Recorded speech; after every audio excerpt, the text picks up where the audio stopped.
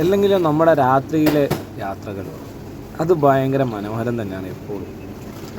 നമ്മൾ രാത്രി 12 മണി വരെ ഷോപ്പിൽ ജോലിയൊക്കെ ചെയ്ത് റൂമിലൊക്കെ വന്നൊന്ന് ഫ്രഷായി ഒരു 2 മണിയാകുമ്പോൾ ഒരു ചായ കുടിക്കാനുള്ളൊരു പോക്ക്, അത് ഭയങ്കര ഇൻട്രസ്റ്റിംഗ് ഉള്ള സംഭവം.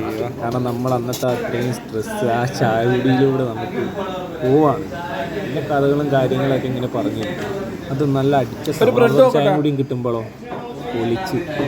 ഇത് കണ്ടില്ല, അതിൻ്റെ കൂടെ തന്നെ ഇഷ്ടംപോലെ കടികളുണ്ട്. അതായത് ഒരു 8-10 ഐറ്റം കടികൾ തന്നെ നമ്മൾ പോയപ്പോൾ തന്നെ ഉണ്ട് 2 മണിക്ക് രാത്രി. അപ്പോൾ ഈ ലൊക്കേഷൻ വരുന്ന മത്താർ ഖദീമിലാണ്, ഖത്തറിലെ ദോഹയിലെ മത്താർ ഖദീം. ഇവിടെ നമ്മൾ എപ്പോൾ പോയാലും നല്ല തിരക്കായിരിക്കും. നമുക്ക് ഈ രാത്രി 12 മണിക്ക് ശേഷം അല്ലാതെ ഇവിടെ നമുക്ക് ഇത്ര ആൾ കുറഞ്ഞ സമയം കാണാൻ പറ്റത്തില്ല. കാരണം ഇതിപ്പോൾ നമ്മൾ പോയത് 2 മണിക്കാണ്. 5 മണി മുതൽ ഒരു 8, 9, 10 മണി വരെയൊക്കെ ഭയങ്കര തിരക്കാണ്. 2 മണിക്ക് മത്താർ ഖദീമിൽ നല്ല അടിപൊളി ചൂട് സമൂസ, ചിക്കൻ നല്ല ചൂട് സമോസ ചായ, അതിൻ്റെ കൂടെ നല്ല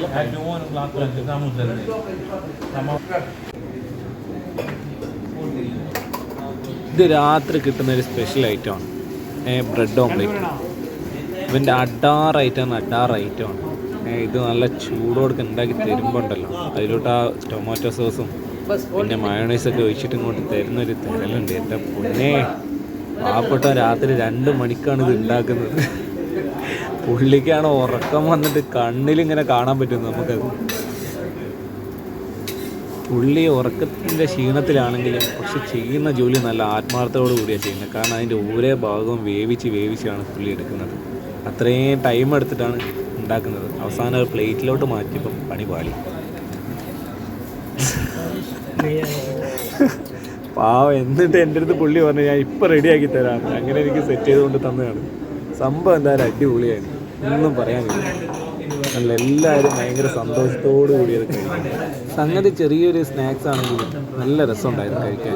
സ്നാക്സിൻ്റെ വലിപ്പവും ചെറുപ്പമല്ല, അത് നമുക്ക് ഉണ്ടാക്കി തരുന്ന ടേസ്റ്റ് പ്രസൻറ്റ് ചെയ്യുന്ന രീതിയുമാണ് മനസ്സും വയറും നിറയ്ക്കുന്നത്. എല്ലാവർക്കും ഒരേപോലെ നല്ല ഉണ്ട്. എടുത്ത് കഴിക്ക്.